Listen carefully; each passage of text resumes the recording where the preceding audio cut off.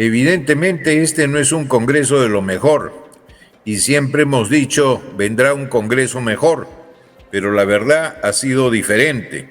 Cada vez ha ido la composición del Congreso siendo peor que la anterior y eso es una pena, pero muchos se quejan pues de la calidad del Congreso, pero se olvidan de sus responsabilidades. El Congreso no ha sido impuesto, el Congreso no cayó del cielo como el maná bíblico. Los congresistas fueron elegidos y si eligieron mal, como dicen, a llorar al muro de los lamentos o a piedras gordas. Eligieron mal y ahí tienen las consecuencias. Así es. Ahora, como todo organismo plural, lamentablemente la mayoría esconde a las minorías y hay una minoría de gente muy selecta y muy preparada que lamentablemente está sufriendo la consecuencia de los malos elementos que desprestigian a todo este ente colectivo. La nota desaprobatoria de este ente colectivo alcanza a todos, lamentablemente, pese a, como digo, hay excepciones notorias y notables que realmente hacen su trabajo bien. Lo que tenemos que pensar para el futuro, si me lo permite, es que no podemos seguir teniendo un sistema en que no haya reelección. Yo insisto siempre en que el Congreso es como una escuela o un colegio, en que tienes profesores y alumnos. Los profesores son los repitentes, los que repiten el cargo de parlamentario, son unos pocos que son elegidos por el pueblo y que a su vez enseñan a los que son primerizos y todavía no tienen experiencia. Pero con el sistema de no tener reelección, todos son primerizos y ahí las consecuencias muchas veces de la calidad de congresistas que tenemos, agregada a la irresponsabilidad de los electores que eligen por ciertas simpatías, por la foto, porque le regalaron un lapicito, porque estuvieron en una marcha, pero no piensan en que hay que poner a gente preparada que tenga honorabilidad, que sea seria, que sea competente y por supuesto honesta. Bueno, esa es mi consideración general respecto al Congreso. Usted preguntó además la particularidad de este mes. En este mes se debe elegir una nueva junta directiva y si tenemos presente qué ha pasado en estos últimos años, hemos tenido presidentes de la República a un promedio de 1 por año, lo cual es una locura, no pasa en ningún lado. Y la izquierda, como usted bien lo señaló, quiere tomar las riendas del Congreso y hará lo indecible por hacerlo, porque si coge la presidencia del Congreso, harán lo indecible y lo imposible para vacar a la señora Dina Boluarte y que el presidente del Congreso asuma, de acuerdo a la línea sucesoral de la Constitución, la presidencia de la República. Por eso es muy importante que las fuerzas democráticas, las fuerzas de centro, se pongan de acuerdo. Y si es necesario para ello poder pactar con algún sector del rojerío, pues habrá que hacerlo, porque en el Congreso lo que mandan son los votos y nada servirá, ¿qué le puedo decir? Excluirse y hacerse una masa pequeña y yo soy irreductible, pero no tengo los votos, simplemente los otros alcanzarán los votos y ganarán. El Congreso es una casa plural. A diferencia del Poder Ejecutivo, en el Poder Ejecutivo manda quien ganó las elecciones, el Congreso es un condominio, es una organización plural, están de todas las tendencias, todos los que superaron la valla electoral. En consecuencia, siempre hay que concertar, hay que conversar, hay que dialogar. La mayoría es lo que manda y para hacer mayorías hay que concertar, guste o no guste. Doctor, usted hablaba de algo muy importante, de dos elementos cruciales, la reelección congresal.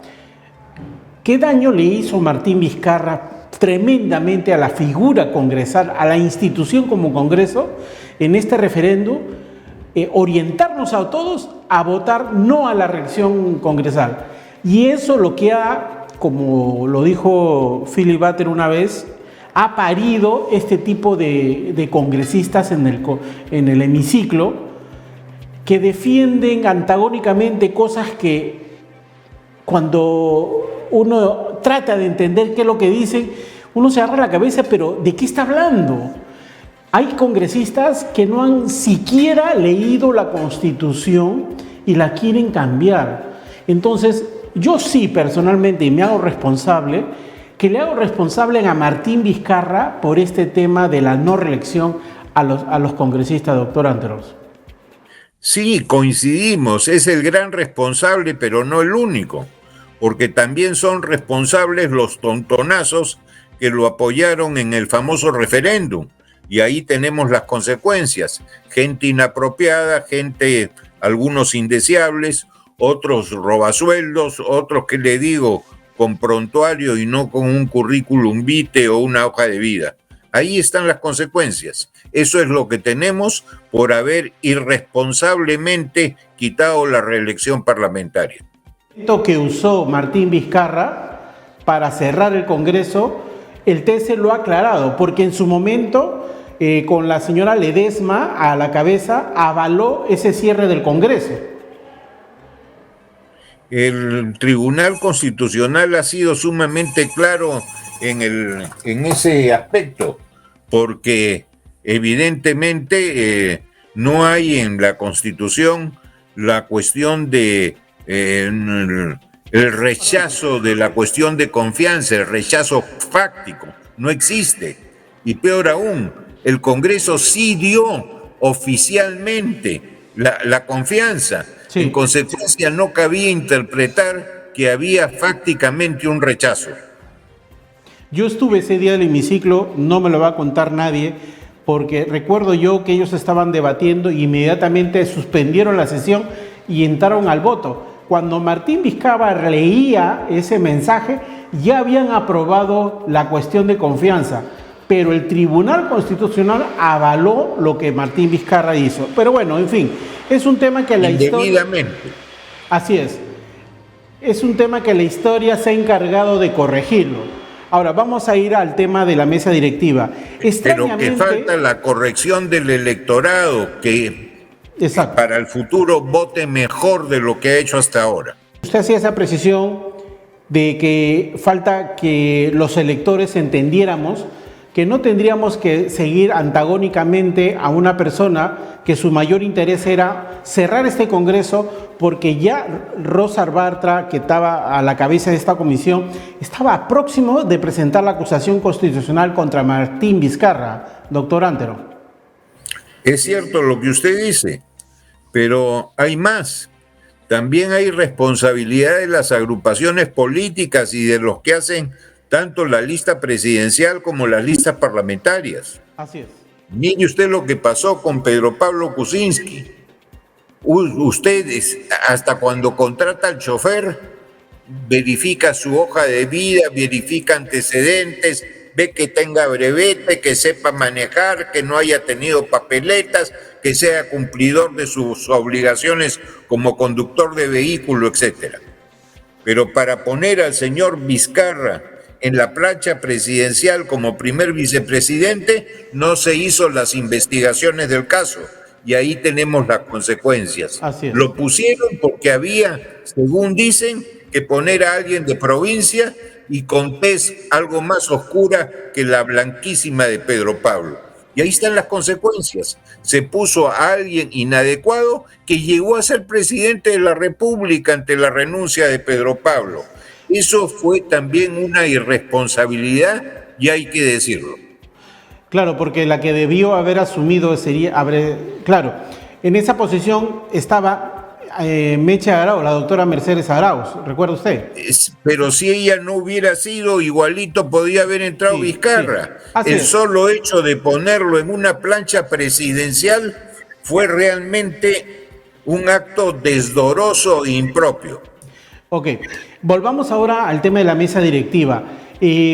A mí me parece bastante sospechoso estas alianzas peligrosas que han habido entre el serronismo y el fujimorismo, porque han votado en pared en algunas cosas como por ejemplo la elección del defensor del pueblo o esta ley que automáticamente busca el nombramiento de docentes, tumbándose la meritocracia, el tema de los exámenes para los ascensos.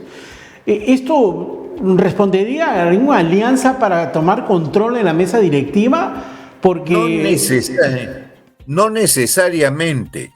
En realidad hay muchas cuestiones que se necesitan generar o mayoría simple o mayoría calificada o mayoría sobrecalificada, y para lo cual hay que concertar, y no necesariamente esa concertación, ese arreglo de voluntades, esa conciliación significa repartija ni nada por el estilo.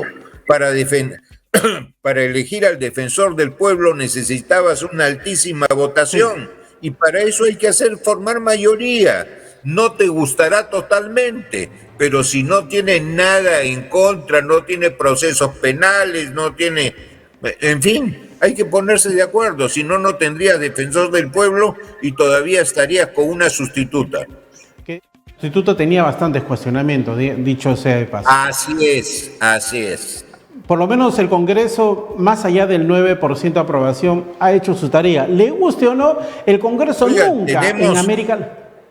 Eligió los miembros del Banco Central de Reserva, del directorio, nombró al defensor del pueblo, nombró Tribunal Constitucional. Oigan, también tiene sus cosas positivas. Por supuesto. Negativas tiene un montón, como las leyes declarativas. Declárase de interés nacional la creación del distrito de tal. Esa no es su atribución y no sirve para nada. Es atribución del Poder Ejecutivo. Así es. Declárase de interés nacional la construcción del puente sobre el río Kwai. No van a hacer nunca el puente, esa no es su tarea, tiene que estar presupuestado. Así es. Entonces, esas leyes declarativas, en lugar de prestigiar al Congreso, lo desprestigian. Ahora, se ha venido constitucional. Mire usted, muchas veces los presidentes, mejor dicho, los ministros y el presidente de la República cuestionan al Congreso por algunas decisiones y aprobaciones que toman. Sin embargo, se olvidan de que los ministros de Estado pueden ir a las comisiones y al Pleno y defender sus posiciones. No lo hacen. Tienen que ir, porque muchas veces si van al debate y participan en el debate, pueden cambiar el chip de los congresistas, que pueden escucharlo y conocer sus motivaciones. No es lo mismo una observación a su tiempo que una observación después de que la ley fue aprobada. Es muchísimo más difícil cambiar ya una aprobación. Así es, doctor.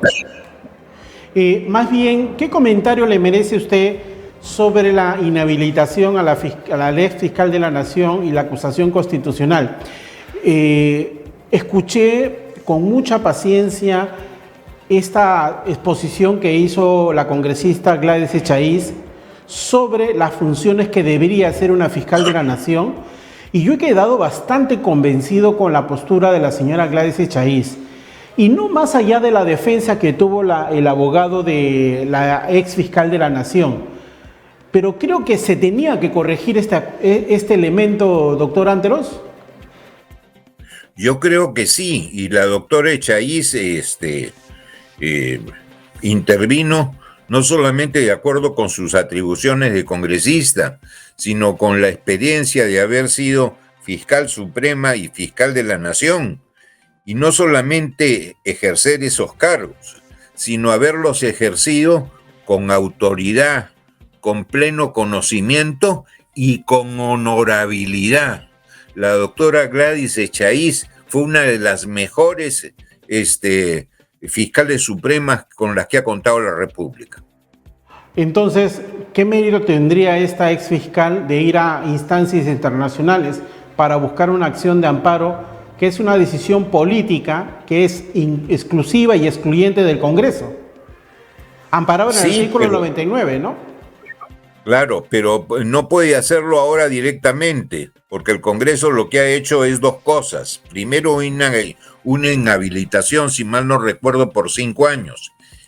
Y lo segundo, abrir el filtro para que sea procesada en el Poder Judicial. En consecuencia, puede ir al sistema interamericano por lo primero, por la suspensión, la inhabilitación. Lo que no puede todavía es ir al sistema interamericano de derechos humanos por el tema de la acusación constitucional, porque aún no se ha procesado, aún la Fiscalía no ha interpuesto la correspondiente denuncia ante el Poder Judicial y el Poder Judicial no ha terminado. Mientras no termine con sentencia firme el Poder Judicial el tema de la denuncia, no puede pronunciarse porque hay una instancia pendiente, el sistema interamericano. Puede por lo primero, pero no por lo segundo.